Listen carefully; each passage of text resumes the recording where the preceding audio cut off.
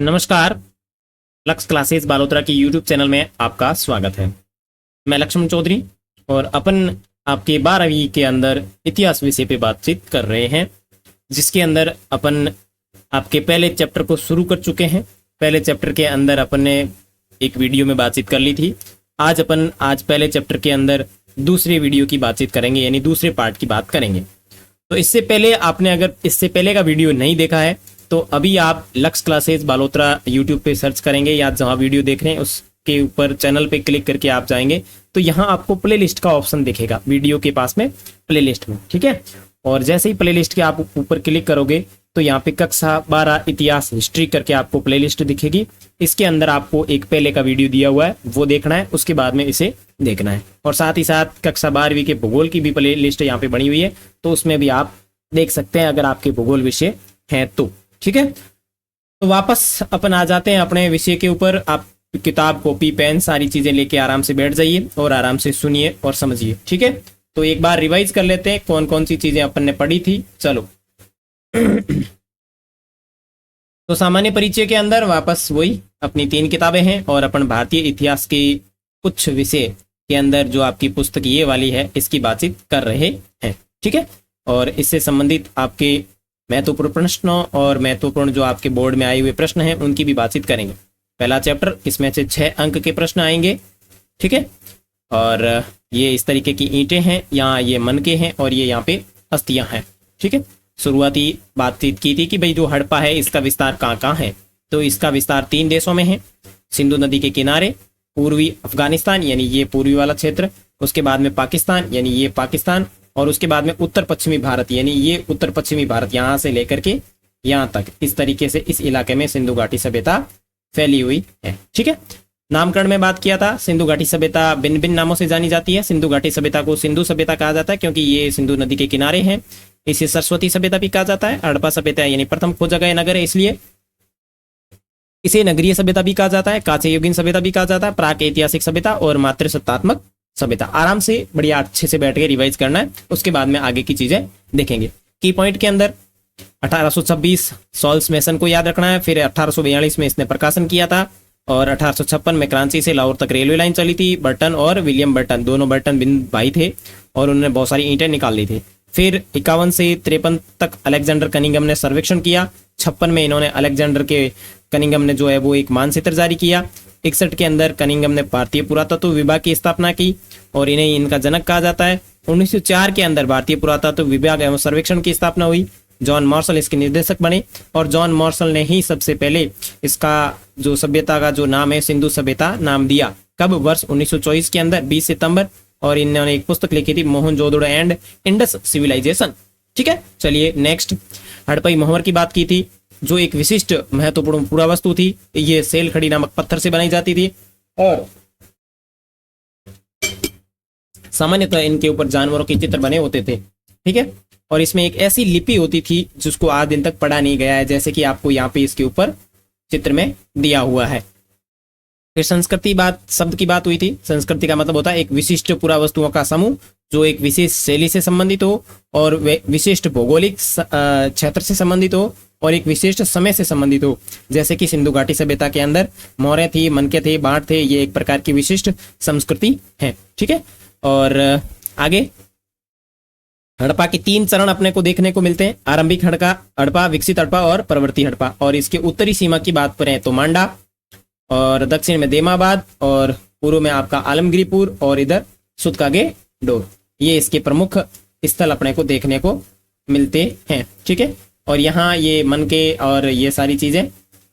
उसके बाद में आगे विकसित हड़प्पा और आरंभिक हड़प्पा, ये स्थान आपकी मैप में दिए हुए। एक बार मैप से इनको आप अच्छे से समझें, इनको चिन्हित करें कि कौन सा स्थान कैसा है। फिर अपने कालक्रम की बात की थी, ईसा पूर्व क्या होता है और ईसवी क्या होता है। ये ईसा मसीह के जन्म के बाद की घटनाएं और ईसा मसीह के जन्म से पहले की घटनाएं। फिर आरंभ के अंदर यानी पहले हड़प्पा सभ्यता विकसित नहीं थी, आरंभिक हड़प्पा थी। वहां पे बुलवी लोग, उन्होंने की विशिष्ट मृदभांड संस्कृति थी। वो छोटे छोटे आकार के घरों में रहते थे, कृषि किया करते थे और पशुपालन किया करते थे और शिल्पकारी से संबंधित कार्य किया करते थे। ठीक है, फिर निर्वाह के तरीके अपन ने मुख्यतः कृषि के निर्वाह से संबंधित 3 देखे थे, कृषि, पशुपालन और शिल्पकारी। मैं रिवाइज करवा रहा हूँ, आगे अपन बिंदु अभी शुरू करेंगे। ठीक है, और यहाँ पेड़ पौधों के उत्पाद और जानवर और मछली जो थी ये अपने उपयोग में लेते थे। इनकी जानकारी जहाँ की जाती है उसका नाम है पूरा वनस्पतिज्ञ, जहाँ से गेहूं, जौ, दाल, सफेद चना और तिल के साक्ष्य मिले, गुजरात से बाजरे के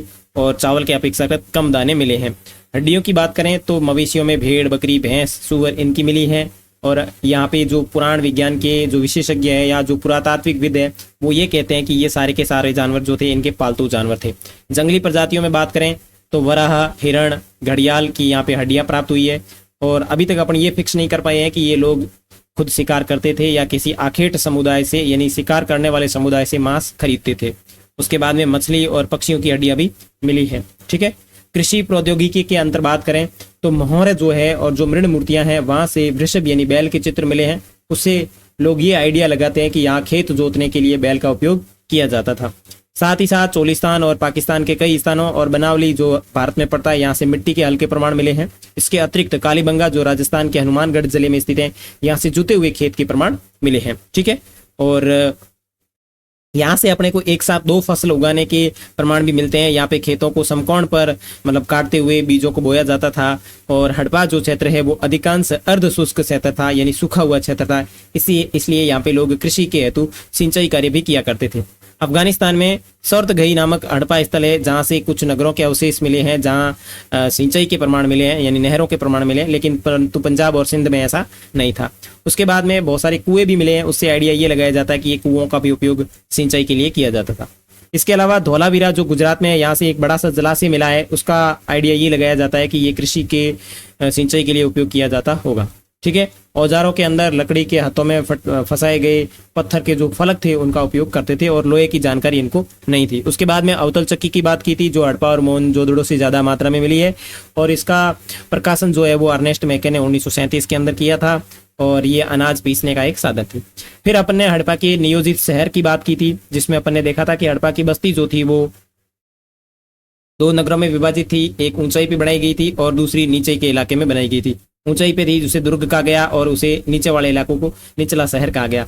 और इसमें ऊंचाई पे बनने का कारण ये है कि ये कच्ची ईंटों के सबूतरे पे बनी हुई थी। इसके चारों तरफ दीवार थी यानी इसको निचले शहर से अलग किया गया था और निचला शहर जो था उसके भी चारों तरफ दीवार हुआ करती थी। और ये दुर्ग के अंदर जो ईंटें जो थी उसके अंदर ईंटों को पक्की ईंटों का प्रयोग किया गया यानी उनको या तो धूप में सुखाया गया या फिर भट्टी में पकाया गया है। ठीक है, और एक विशेषता यह है कि एक ये निश्चित अनुपात की ईंटें हुआ करती थी यानी लंबाई चौड़ाई जो इनकी ऊंचाई जो थी वो एक निश्चित अनुपात में थी। सड़कें तथा गलियों का जो था वो ग्रिड प्रणाली के तहत निर्माण किया गया था। फर्श जो है वो ईंटों से बना हुआ था। स्नानघर होता था जिसकी नालियां प्रत्येक दीवार के माध्यम से सड़क के किनारे जो बड़ी मेन नाली है उससे जुड़ी हुई होती थी। और कुछ घरों में छत पे जाने के लिए यानी बहुमंजिला इमारत होती थी, छत पे जाने के लिए सीढ़ियां भी बनाई गई थी। ठीक है, कई आवासों में कुएं के प्रमाण मिले हैं और ऐसे कक्ष में कुएं बनाए जाते थे जहां से कोई बाहर से व्यक्ति आता था और आराम से उससे पानी पी करके चला जाता था यानी राहगीरों के लिए भी प्रयोग में उपयोग होते थे। और विद्वानों ने अनुमान लगाया है कि मोहनजोदड़ो के अंदर कुल कुओं की जो संख्या थी वो लगभग 700 के आसपास थी। उसके बाद में अपन ने देखा है कि लोथल में आवास निर्माण के लिए देखो यहाँ अपवाद स्वरूप आपको याद रखना लोथल जो धौलावीरा अपने गुजरात के आसपास के क्षेत्रों में है वहां से आवास निर्माण के लिए कच्ची ईंटों का प्रयोग हुआ है लेकिन नालियां जो है पक्की ईंटों की बनाई गई। देखो हड़प्पा सभ्यता में सारे के सारे जो स्थल है उनके अंदर पक्की ईंटों का प्रयोग किया गया है, चाहे नालियों के अंदर हो, चाहे फर्श के अंदर हो, चाहे भवन निर्माण में हो। ठीक है, लेकिन लोथल एकमात्र स्थान है जहां पे मकान बनाने के लिए तो कच्ची ईंटों का प्रयोग किया गया है लेकिन नालियां बनाने के लिए जो है वो पक्की ईंटों का प्रयोग किया गया है। ठीक है, इतनी बातचीत अपनी हुई थी। अब अपन आगे आराम से धीरे धीरे चीजों को देखेंगे। चलिए भाई, अब यहाँ जो आपको मैप के अंदर इतना छोटा सा ये जो दिख रहा है ये तो है आपका दुर्ग। चीजें बढ़िया अच्छे से समझनी है। ये है दुर्ग, आकार में कैसा है, छोटा है। ठीक है, और ये जो आपको यहां पे दिख रहा है जिसका नाम क्या है, निचला शहर, आकार में क्या है, बड़ा है। इसके चारों तरफ भी ईंटें थी। ये जो आकार में जो है इसका आकार जो है बड़ा है। ये अपेक्षाकृत ऊंचाई पे बना हुआ था और ये नीचे वाले स्थान पे बना हुआ था, इसलिए इसको नाम दिया गया निचला शहर। जैसे कि एक नियोजित बस्ती, शहर, बस्ती यानी छोटा ऊंचाई पे बना हुआ था जिसे दुर्ग कहा जाता है, बड़ा जो नीचे था उसे निचला शहर नाम दिया गया। ठीक है, इतनी चीजें अपन ने कंप्लीट कर ली। अब आगे बात करेंगे विशाल स्नानागार, मोहनजोदड़ो का विशाल स्नानागार। विशाल स्नानागार आंगन में बना एक आयताकार जलाशय होता था जिसके चारों ओर एक गलियारे से घिरा हुआ होता था, यानी चारों ओर गलियारा था। जलाशय के तल तक जाने के लिए उत्तर और दक्षिण में 2 सीढ़ियां बनाई जाती थी, यानी अपन इस तरीके से डायग्राम बना के देखें तो इससे उत्तर से और दक्षिण से सीढ़ियां बनी होती थी अंदर जाने के लिए। ठीक है, जलाशय के किनारे पर ईंटों को जमा कर तथा जिप्सम के गारे का प्रयोग कर इसे जलबद्ध किया गया, यानी इसके किनारे पे ईंटें जमाई गई ताकि पानी बाहर नहीं जा सके, और पानी बाहर नहीं जा सके इसकी रोकथाम के लिए क्या किया गया, जिप्सम के गारे का प्रयोग करके इसको जलबद्ध किया गया। इसके तीनों और कक्ष बने हुए थे जिनमें एक बड़ा कुआं था, यानी इसके तीनों और कक्ष बने हुए थे, इस तरफ और इस तरफ तीनों और कक्ष बने हुए थे, और पास में एक बड़ा कुआं था। ठीक है, और जलाशय से पानी बड़े नाले में बाहर जाता था। ऐसे मान सकते हैं कि यहाँ एक छोटा सा हॉल बना हुआ था, उस हॉल के माध्यम से बाहर एक बड़ा नाला बहता था, उस नाले के अंदर पानी चला जाता था। उदाहरण तो ये माने कि अगर पानी अंदर से खाली कर दिया है तो इस कुएं से वापस पानी डाल देंगे, पानी गंदा ज्यादा हो गया तो इस हॉल के माध्यम से पानी को बाहर नाले के अंदर बहा दिया जाता था। यह था विशाल स्नानागार। इसके उत्तर में एक गली, दूसरी ओर एक अपेक्षाकृत छोटी संरचना थी जिसमें 8 स्नानघर बनाए गए थे। एक गलियारे के दोनों ओर 4-4 स्नानघर बनाए गए थे, और प्रत्येक स्नानघर से नालियां गलियारों के साथ बने एक नाले में मिलती थी, और यहाँ किसी प्रकार का अनुष्ठान का कार्य होता होगा। ठीक है, पिक्चर डालना भूल गया मैं यहाँ पे। आप अगर फ्री होंगे इस क्लास के बाद तो नेट के ऊपर सर्च करना मोहनजोदड़ो का विशाल स्नानागार।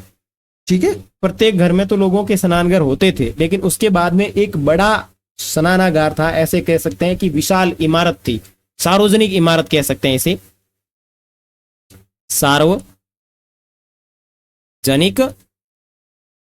इमारत थी, यानी इसके ऊपर सभी लोगों का अधिकार था। और कहा यह जाता है या अनुमान यह लगाया जाता है कि ये जो विशाल स्नानागार था इसका प्रयोग विशिष्ट धार्मिक अनुष्ठान के लिए किया जाता था, यानी कोई यज्ञ वगैरह होता था ना, उसके लिए। ठीक है, नेक्स्ट सामाजिक विभिन्नताओं का अवलोकन, जिसमें सबसे पहला देखेंगे शवादान, यानी शवाधान जो पद्धति थी, वो जो लोग मरते थे उनको कैसे दफनाते थे। तो देखो, हड़प्पा सभ्यता से मिले शवादानों में आमतौर पर मृतकों को गर्तों में दफनाया जाता था।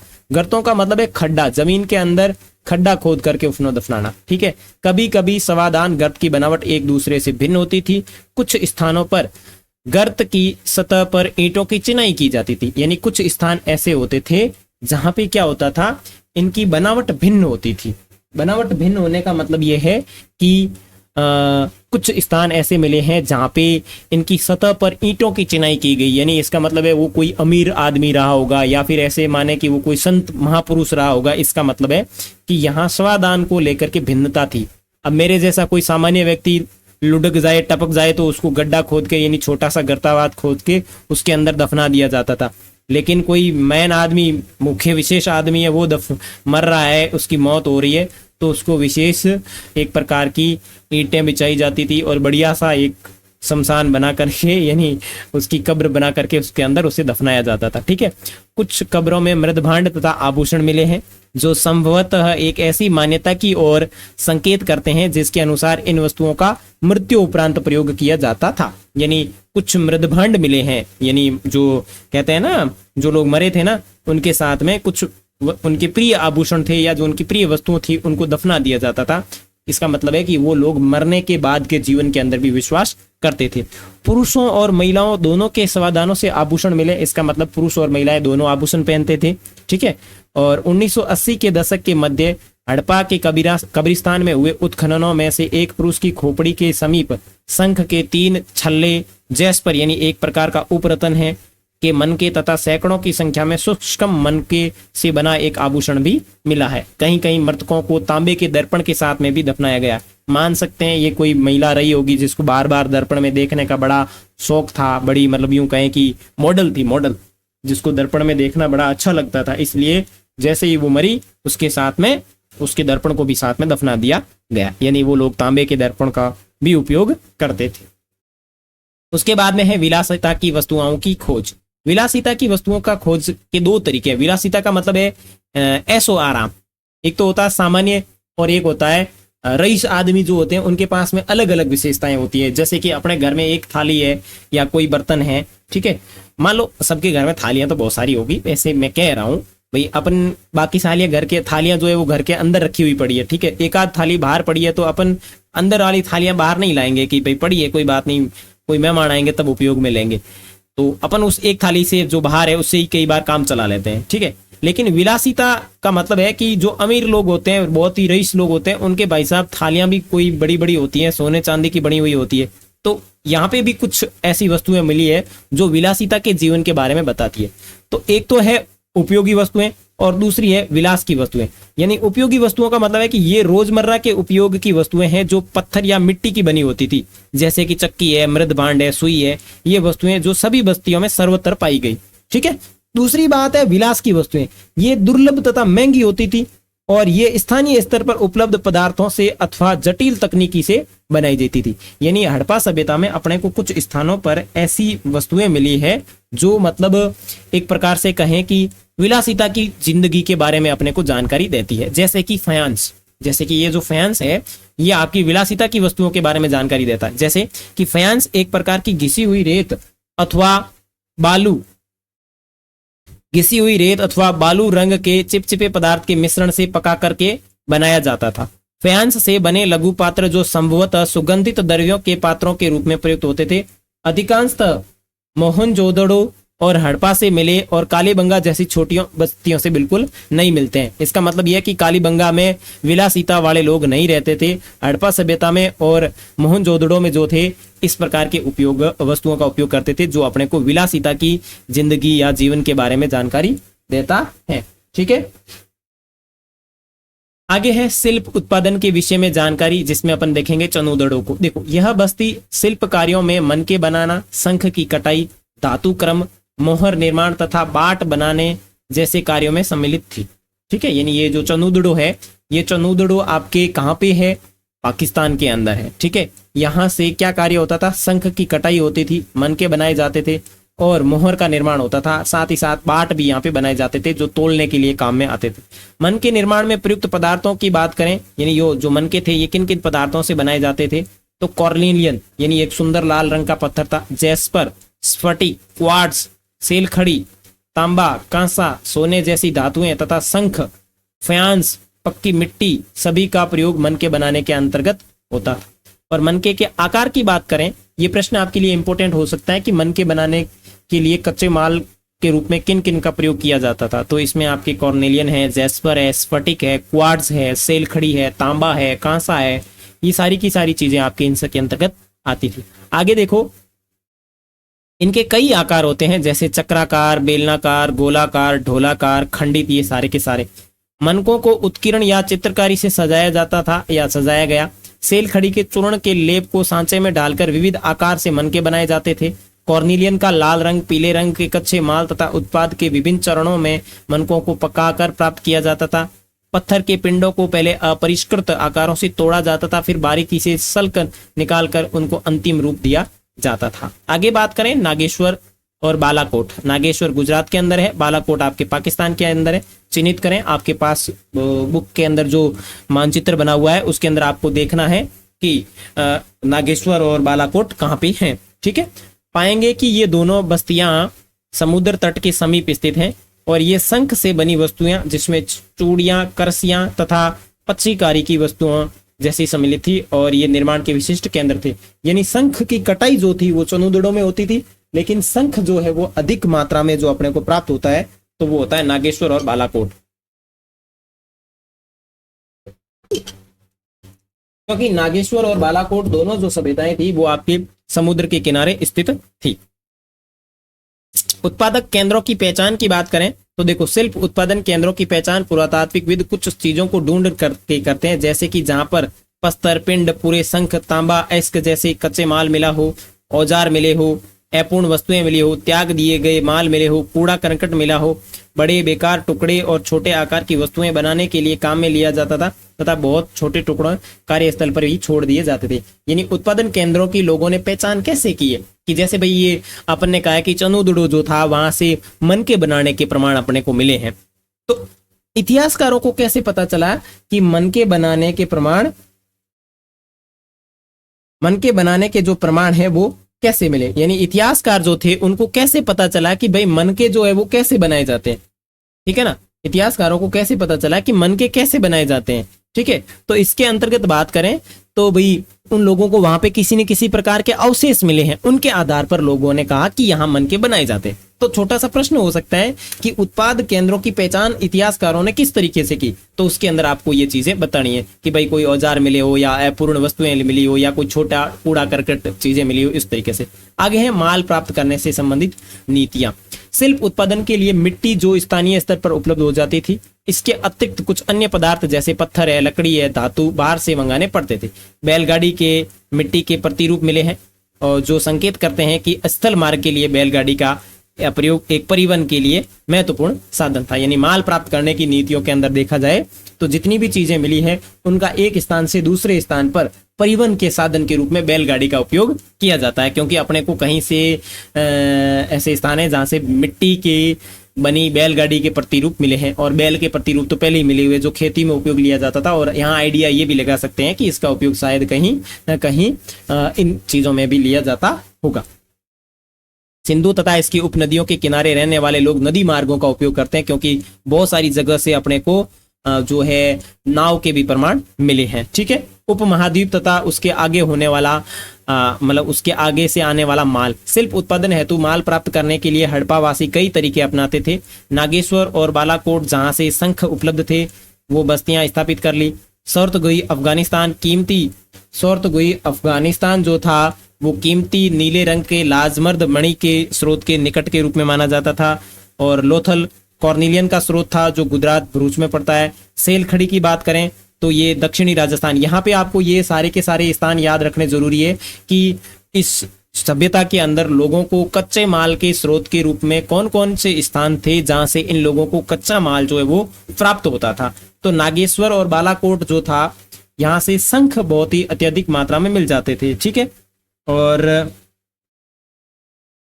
शौर्तगोई अफगानिस्तान से कीमती नीले रंग के पत्थर, लाजमर्द मणि के पत्थर, ये और कॉर्निलियन गुजरात और भरूच से। सेलखड़ी दक्षिणी राजस्थान से और उत्तरी गुजरात से। धातु के स्रोत के अंदर बात करें तो राज यानी राजस्थान के अंदर आपका खेतड़ी जो है, खेतड़ी से आपके तांबे का स्रोत बहुत ही अधिक मात्रा में था, ठीक है। नागेश्वर और बालाकोट में जहां शंख आसानी से उपलब्ध था, ऐसे ही कुछ अन्य पुरा स्थल से सुदूर अफगानिस्तान शौर्तगोई जो अत्यंत कीमती नीले रंग के लाजमर्द मणि, ये वापस चीजें आ गई है, कोई दिक्कत नहीं, रिपीट हो गया है, ठीक है ना, ठीक है। इस संस्कृति की विशिष्ट मर्दबान, तो ये इतनी चीजें आपको ध्यान रखनी है कि कहां से कहां तक अपने को कच्चे माल के रूप में जानकारी मिलती है, ठीक है। उसके बाद में सुदूर सेंटरों से संपर्क किस तरीके से किया जाता था, तो तांबा संभवतः अरब प्रायद्वीपीय दक्षिणी पूर्वी शोर में स्थित ओमान से लाया जाता था, ठीक है ना। ओमान जो है वहां से लाया जाता था, ये मेसोपोटामिया से संबंधित है। ओमानी तांबे तथा हड़प्पाई पुरावस्तुओं दोनों में निकल के अंश मिले, इसलिए आइडिया लगाया जाता है कि ओमान से इस वस्तुओं का आयात निर्यात होता था। मेसोपोटामिया के लेखों में मगान यानी ओमान के लिए प्रयुक्त होता है, यानी मगान जो है वो ओमान के लिए प्रयुक्त नामक क्षेत्र से तांबे के आगमन के संदर्भ भी मिले। यानी मेसोपोटामिया में मगान यानी जो ओमान है वहां से अपने यहाँ सिंधु घाटी सभ्यता या हड़प्पा सभ्यता में तांबा आयात निर्यात होता था। साथ ही जो लंबी दूरी के संपर्क की ओर संकेत करते हैं, मेसोपोटामिया के लेखों से दिलमून यानी बहरीन द्वीप, दिलमून यानी बहरीन द्वीप, मगान यानी ओमान, मेलुआ यानी हड़प्पाई क्षेत्र से संपर्क की जानकारी मिली है। इन लेखों में मेलुआ से कॉर्निलियन, लाजवर्द और मणि, तांबा, सोना तथा विशिष्ट प्रकार की लकड़ी प्राप्त करने के उल्लेख भी हैं। एक विशिष्ट प्रकार की एकमात्र हड़प्पाई मर्तबान जिसके ऊपर काली मिट्टी की परत चढ़ाई गई है ओमानी स्थलों से मिला है, और ये काली मिट्टी तरल पदार्थ के रिसाव को रोकती है। संभवतः हड़प्पाई लोग इसमें अपने सामान के बदले ओमानी तांबा खरीदते थे, ठीक है। यानी अपने को कैसे पता चला है कि ओमान क्षेत्र में अपना व्यापार चलता था और वहां का व्यापार अपने यहाँ पे चलता था। यानी अपने यहाँ का एक बर्तन है जिसका नाम है मर्तबान, यानी एक प्रकार का मिट्टी का बना हुआ मर्तबान। ये मर्तबान जो है वो ओमान से मिला है और इसका ज्यादातर उपयोग जो है वो अपने हड़प्पा सभ्यता में होता था। तो आइडिया लगाया जाता है कि ये लोग वस्तु विनिमय करते थे, इन्होंने इसको मर्तबान दे दिया और इनके बदले अपन ने तांबा ले लिया, ठीक है ना, इस तरह। मेसोपोटामिया से मेलुआ के लोगों का संपर्क था जो समुद्री मार्ग पर स्थित था, इसलिए वो मेलुआ को नाविकों का देश भी कहते हैं। यानी लेख मलुआ जो एक देश है, जो क्षेत्र है, वो नाविकों का देश है, जो मोहर पर नाव का चिन्ह दर्शाता है। आप किताब में, आपकी कॉपी में, मतलब किताब में देखोगे तो आपको एक चित्र भी दिखेगा जिसके अंदर नाव बनी हुई है एक मोहर के ऊपर, ठीक है। मैंने इसमें आपकी चित्र नहीं डाले, आगे जितनी भी क्लासें होंगी उनके अंदर मैं आपकी चित्र डालूंगा ताकि आप चीजों को अच्छे से समझ सकें, ठीक है। बाकी एक बार आप अपनी किताब के चित्रों को देखकर काम चला लीजिएगा। आगे देखो, मोहर लिपि तथा पाठ। मोहर और मुद्रा अंकन की बात करें तो मोहर और मुद्रा अंकनों का प्रयोग लंबी दूरी के संपर्कों को आसान बनाने के लिए होता था। सामान भरे थैले के मुख को रस्सी से बांधकर उसकी गांठ पर गीली मिट्टी जमा करके उसे मोहर से दबाकर छाप डाल दी जाती थी। गंतव्य स्थान तक छाप वैसी ही अक्षुण्ण रहे तो किसी प्रकार की कोई छेड़खानी नहीं हुई है। और मुद्रा अंकन से प्रेषक की पहचान भी हो जाती है कि किस व्यक्ति ने इस चीज को भेजा है, ठीक है ना। मुद्रा अंकन का मतलब है कि ये सामान, मान लो ये बैग है, इस बैग को मैंने पैक किया, इसके ऊपर गीली मिट्टी लगाई और ठाप ठोक दी, यानी ये एल लगा हुआ है। इसका मतलब है कि इस व्यक्ति ने ये जो भेजा है ये बिल्कुल सही सलामत है, टूटी हुई नहीं है, और इससे ये आइडिया लगता था कि इसमें किसी प्रकार का कोई छेड़खानी नहीं हुई है। आगे है लिपि, यानी रहस्य में लिपि थी। इनकी लिपि की बात करें तो ये जो लिपि थी वो भाव चित्रात्मक लिपि थी। अब ये इन्होंने क्या इस तरीके का केकड़ा बना के रखा है, इस केकड़े का क्या मतलब है कोई नहीं पता, ठीक है। ये तो भाई साहब दिल बना के इस दिल के अंदर तीर ही ठोक डाला इन लोगों ने। तो इनकी जो लिपि थी वो बिल्कुल भाव चित्रात्मक लिपि थी। आगे देखो, एक प्राचीन सूचना पट चित्र में आपको दिख रहा है। हड़प्पाई मोहरों में एक पंक्ति में लिखा हुआ संभवतः मालिक के नाम व पट्टी को दर्शाता है। इस पर बना चित्र आमतौर पर जानवरों का, अनपढ़ लोगों का या सांकेतिक रूप से इसको अर्थ बताता है। अधिकांशतः अभिलेख संक्षिप्त है, यानी सबसे लंबा अभिलेख जो है जिसमें 26 अक्षर है। हालांकि ये लिपि आज दिन तक पढ़ी नहीं गई है, परंतु वर्णमालीय नहीं लगती क्योंकि इसमें चिन्ह अधिक है। और लगभग बात करें 375 से 400 के आसपास इनके बीच में चित्र है। यह लिपि दाईं से बाईं ओर लिखी जाती थी, क्योंकि यह लिपि दाईं से बाईं और फिर दाईं से बाईं ओर लिखी जाती थी, यानी इस तरफ शुरू हुए फिर वापस इस तरफ इस तरफ इस तरफ ऐसे, ठीक है। और लिखावटें मोहरें पर, तांबे के औजारों पर और मर्दवानों पर होती थी, और अवठ पर तांबे व मिट्टी के आभूषणों में अस्थि के छड़ों पर एक प्राचीन सूचना पट पर भी मिले हैं। अतः साक्षरता व्यापक थी, यानी ये लोग बिल्कुल साक्षर थे। और गुजरात के धौलावीरा से एक सूचना पट भी अपने को मिला है, ठीक है ना, एक प्रकार का बोर्ड मिला है जिसके ऊपर चीजें लिखी हुई हैं, ठीक है। तो मोहरों के अंदर लिपि के अंदर ध्यान रखना है, भाव चित्रात्मक लिपि थी, सर्पिलाकार लिपि थी जिसको आज दिन तक पढ़ा नहीं गया है। ये सारी चीजें आप नोट्स के हिसाब से चीजों को देख करके लिख लेना। आगे बात करें बाट की, तो विनिमय बाटों में एक सूक्ष्म परिशुद्ध प्रणाली द्वारा नियंत्रित थे। ये बाट सामान्यतः चर्ट नामक पत्थर से बनाए जाते थे। आमतौर पर ये किसी भी तरह के निशान से रहित घनाकार हुआ करते थे। इन बाटों के निचले मानदंड द्विआधारी होते थे, जैसे 1, 2, 4, 8, 6, इस तरीके से द्वि मानदंड के आधार पर होते थे। और इनका अधिकतम जो मान था वो जो था 12,800 तक था, यानी इनका मान इस तरीके से चला करता था, जैसे कि 1, 2, 4, 8, 16, 32, यानी द्वि आधारी था। और ये इस तरीके से चलते चलते 12,800 तक जाता था, यानी इनका इस तरफ मान जो था वो 12,800 तक जाता था। जबकि ऊपरी मानदंड जो था जो दशमलव प्रणाली का अनुसरण करता था। छोटे बाटों का प्रयोग संभवतः आभूषण और मनकों को तोलने के लिए किया जाता था।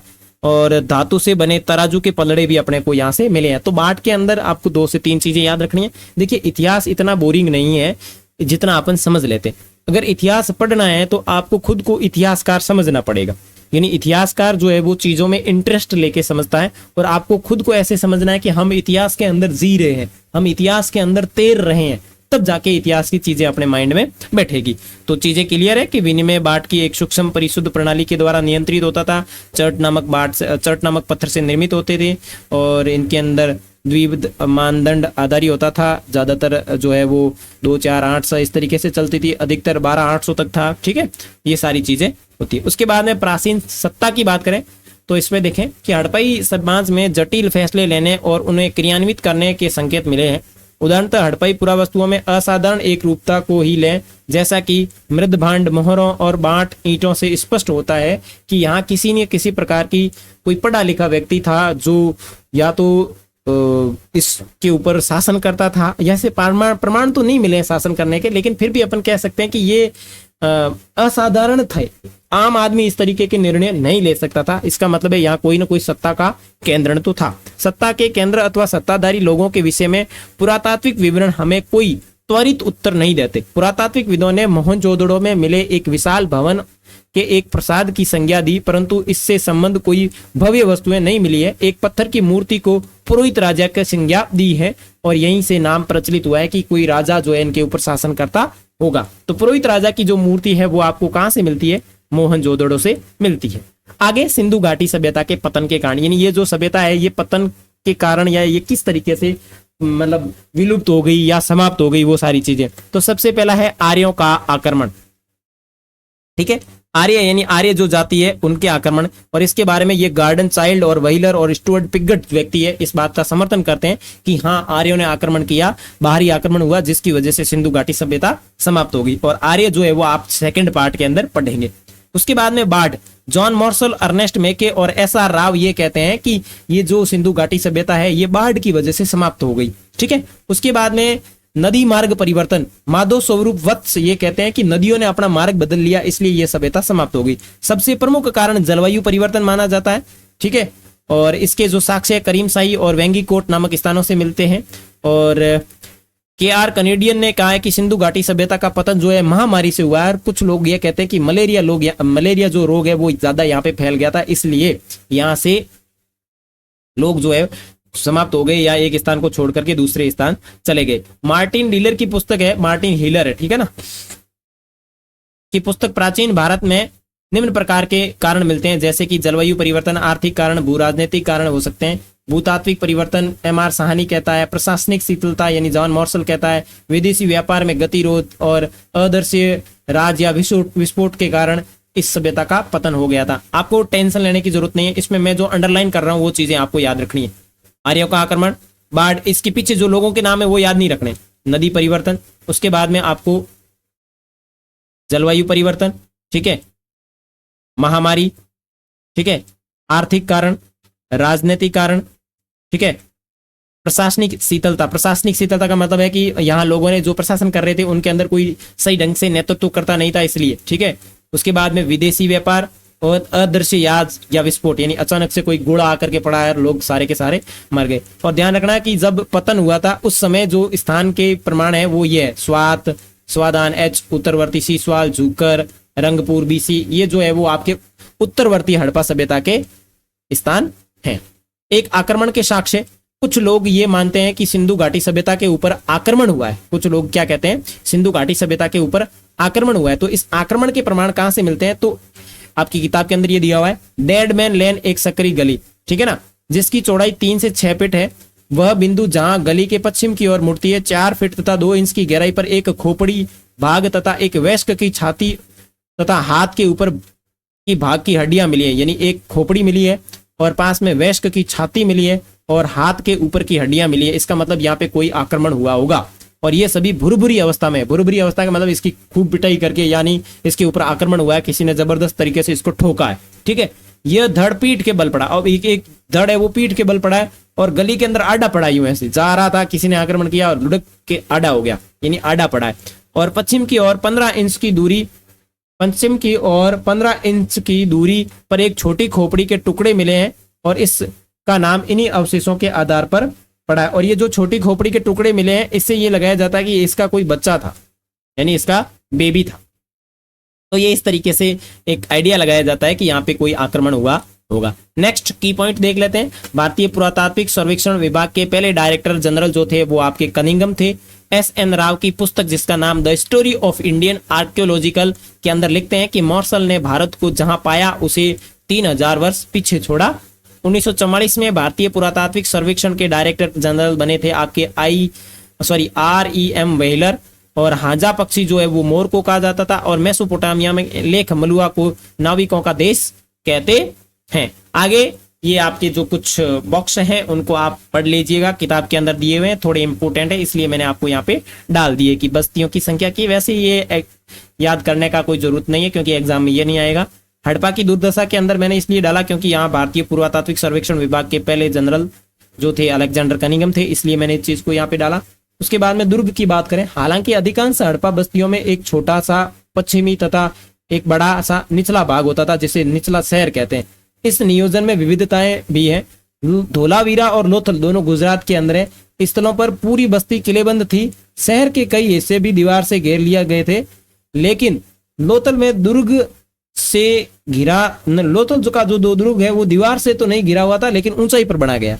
यानी इस बात को मेरी भाषा में समझो कि पूरी सभ्यता में दुर्ग और जो शहर थे यानी निचला शहर और ऊपर वाली बस्ती यानी दुर्ग, दोनों की तरफ पक्की ईंटों से दीवारें बनी होती थी।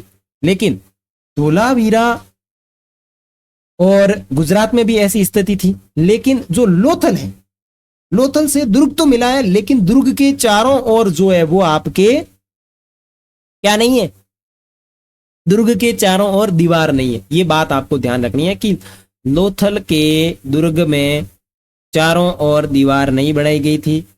और एक चीज और देखी थी, लोथल के अंदर कच्ची ईंटों का प्रयोग किया गया था घर बनाने के लिए, लेकिन पक्की ईंटों का प्रयोग किया गया था नाली बनाने के लिए। ठीक है भाई, चलिए। समन वे महिला और पुरुष होते हैं जो जादुई तथा इलाज करने की शक्ति होने और साथ ही दूसरी दुनिया से संपर्क साधने के साथ सामर्थ्य का दावा करता है। भाई साहब भोपा है ये भोपा भोपी है, यानी भोपे का मामला उधर भी चलता था। भोपा भोपी, भाई साहब भोपा भोपी है, इनको क्या कहते हैं, समन थारी। तो यानी महिला और पुरुष होते थे जो जादुई इलाज करने की शक्ति का प्रमाण रखते थे और दूसरी दुनिया से संपर्क सामर्थ्य रखते थे कि भाई साहब आपके जो आत्माएं हैं उनसे हम कांटेक्ट करवाएंगे। तो ये भी आप ध्यान रखना। तो पार्ट पूरा हो गया है, सवाल भी देख लेंगे। ये चीजें जो कालक्रम है इनको भी थोड़ा आप माइंड में रखना कि निम्न पूरा पाषाण काल क्या है। वैसे चीजें इतनी मतलब इसमें अपने इंपॉर्टेंट है वो ये है कि हड़प्पा सभ्यता का काल क्या है 2600 और प्रमाणित काल जो है वो आपका 2500 ईसा पूर्व माना जाता है। ठीक है, वैसे प्रश्न इतना नहीं आता है इनके अंदर से। और इसके अंदर आप थोड़े बहुत याद रख सकते हैं कि हड़प्पाई मूवर कनिंघम की रिपोर्ट कब हुई, माधव स्वरूपवत्स ने उत्खनन कार्यक्रम प्रारंभ किया, ये ठीक है भाई। ये चीजें और थोड़ी थोड़ी डेट इनमें याद रख लेना।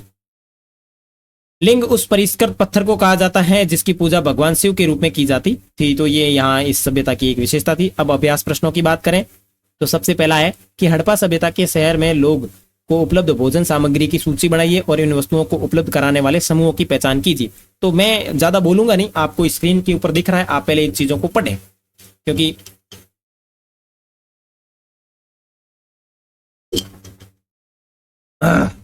ठीक है। यानी इसमें अपने को ये बताना है कि हड़प्पा सभ्यता के अंदर जो लोग हैं इनके भोजन कैसे थे और इनको भोजन कौन उपलब्ध कराता था। तो ये तो अपन ने नोट्स के अंदर देख ली थी चीजें। ठीक है, तरीका यही होना चाहिए आपके लिखना का। और समूह की बात करें तो संग्राहक, आखेट और किसानों के द्वारा, यानी पेड़ पौधों से उत्पाद संग्रहण लोग करते थे, संग्राहक जो थे वो करते थे। मांस और मछली यानी आखेट कर समुदायों के द्वारा खरीदा जाता था। और ये गेहूं चाल दना जितने भी थे ये सारे के सारे किसानों के द्वारा उपजाए जाते थे। नेक्स्ट, पुरातात्विक हड़प्पाई समाज और मतलब हड़प्पाई समाज में सामाजिक और आर्थिक विभिन्नताओं का पता किस प्रकार से लगाते हैं, कौन सी विभिन्नताओं पर ध्यान देते हैं। तो देखो समाज के आधार पर क्या भिन्नता पता चलती है अपने को। सबसे पहले स्वादान समझ में आया, क्योंकि स्वादान के अंदर कुछ लोगों को गर्तों में दफनाया जाता था, लेकिन कुछ लोग ऐसे थे उनके लिए स्पेशली गर्त भी जो है बढ़िया डिजाइन करके बनाया जाता था। एक तो ये हो गया जो मैं यहाँ आपकी स्क्रीन के ऊपर रोक रहा हूं, आप इनको पढ़ लेना या फिर आपको नोट्स के अंदर ये चीजें मिल जाएगी। और दूसरी जो चीज, अब इसके अंदर मैंने सारी चीजें वो सारे पॉइंट डाले हैं ताकि आप आराम से इन चीजों को देख सकें। और दूसरी जो थी वो थी विलासिता की वस्तुएं।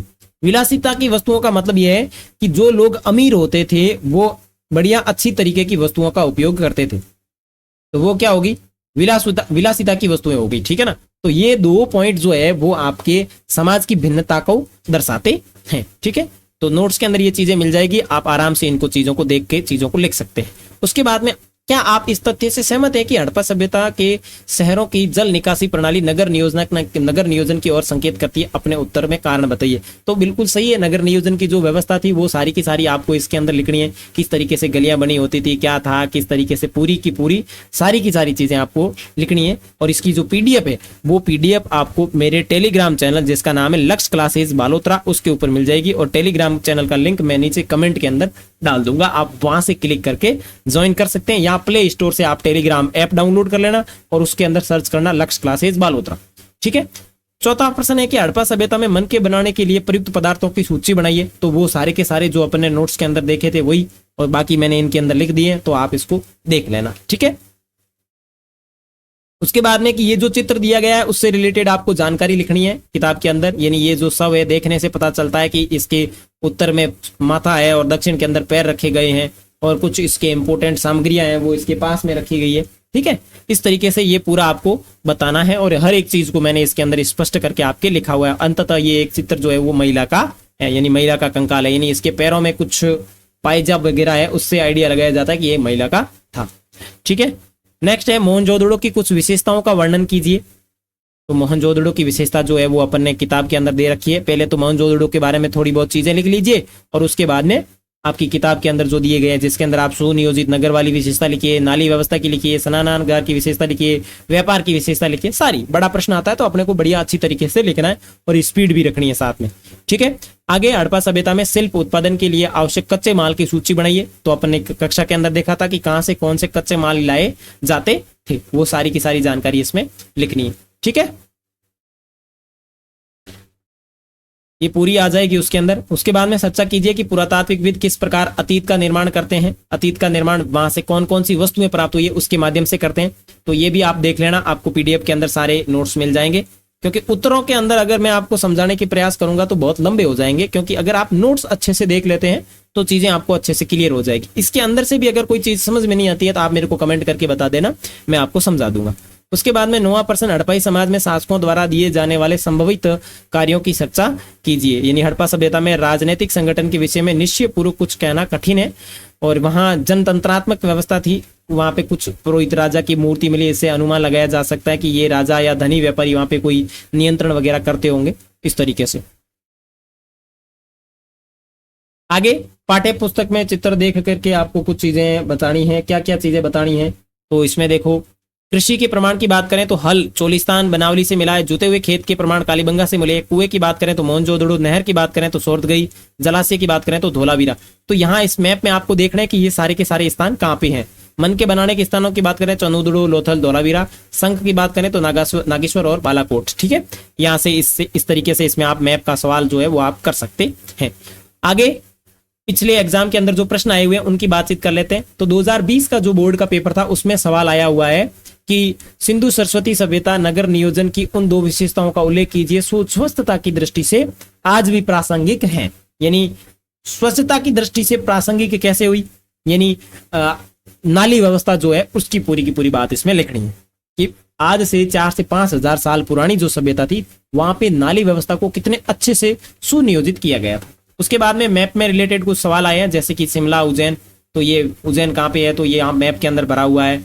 वाराणसी कहाँ है, मैप के अंदर भरा हुआ है। पाटलिपुत्र कहाँ है, ये आपके मैप में भरा हुआ है। ठीक है। इस तरीके से आगे 2021 में प्रश्न आया कि निम्नलिखित में से कौन सा स्थान राजस्थान में है, तो कालीबंगा। बताओ कमेंट करके कि कालीबंगा से हमारे को क्या प्राप्त हुआ है, जुते हुए खेत के प्रमाण।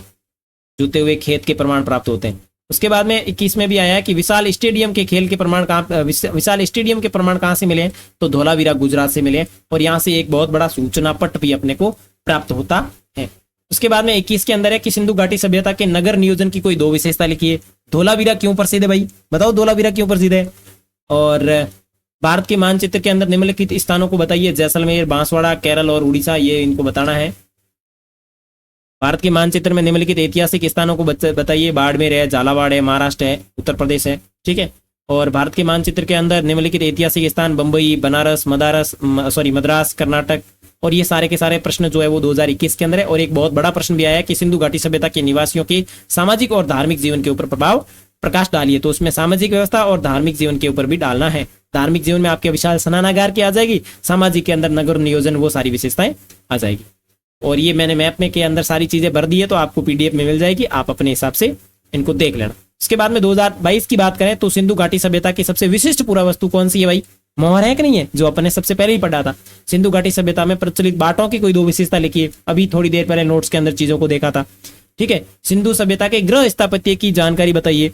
आप कैसे कह सकते हैं कि सिंधु घाटी सभ्यता के निवासियों का सुदूर क्षेत्रों से संपर्क था? तो अगर नोट्स बढ़िया अच्छे से अपने क्लियर हो जाता है ना, तो अपन सारी चीजों को बढ़िया मजेदार तरीके से कर सकते हैं। और आपको इन चीजों को अगर आप आराम से पढ़ रहे हैं तो इन पीडीएफ को, नोट्स की जो पीडीएफ है, अपने घर वालों को बोल के या ई मित्र की दुकान से आप प्रिंट निकाल लेना और इनको पढ़ लेना। आपकी जिंदगी में सफल हो जाओगे। 100 में से आपके 99 95 का आंकड़ा पार हो जाएगा।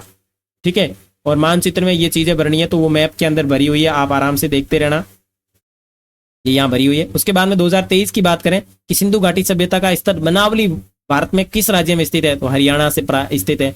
उसके बाद में सिंधु घाटी सभ्यता के निवासियों ने सेल कड़ी पत्थर की क्या उपादेयता थी उनके लिए? तो सेल कड़ी पत्थर की क्या उपादेयता थी? किसके लिए उपयोग करते थे? मनके के लिए उपयोग करते थे, ठीक है ना, मोहर के लिए उपयोग करते थे। सिंधु घाटी सभ्यता में गृह स्थापत्य पर प्रकाश डालिए, 4 नंबर का सवाल था। मोहनजोदड़ो के विशाल स्नानागार की बनावट पर प्रकाश डालिए, 4 नंबर का प्रश्न था। ठीक है, इस तरीके से ये आपके यहाँ प्रश्न पूछे गए थे। तो यहाँ अभी अपनी क्लास होती है द एंड। नेक्स्ट अपन दूसरे चैप्टर में बात करेंगे। उससे पहले शायद मैं इसके इम्पोर्टेंट जो प्रश्न बैंक है जो अपने आरबीएससी के द्वारा जारी किए गए हैं उसकी बात करूंगा। अगर उसकी बात नहीं हुई तो फिर सीधा डायरेक्ट अपन बात कर लेंगे आपके दूसरे चैप्टर की, क्योंकि आरबीएससी के प्रश्न बैंक की भी बात अपने को करनी है। या फिर ऐसे करेंगे कि ये किताब के 4-5 चैप्टर है वो सारे पूरे हो जाएंगे, उसके बाद प्रश्न बैंक की बातचीत करेंगे। तो मिलेंगे दूसरे वीडियो में, तब तक के लिए बाय बाय। अगर चैनल के ऊपर नए हैं तो चैनल को सब्सक्राइब कर लीजिएगा, साथ ही साथ दोस्तों के साथ इसको शेयर जरूर कीजिएगा। और पीडीएफ के लिए टेलीग्राम बिल्कुल ज्वाइन कर लेना ताकि आप अच्छे से पढ़ सकें, आनंद ले सकें।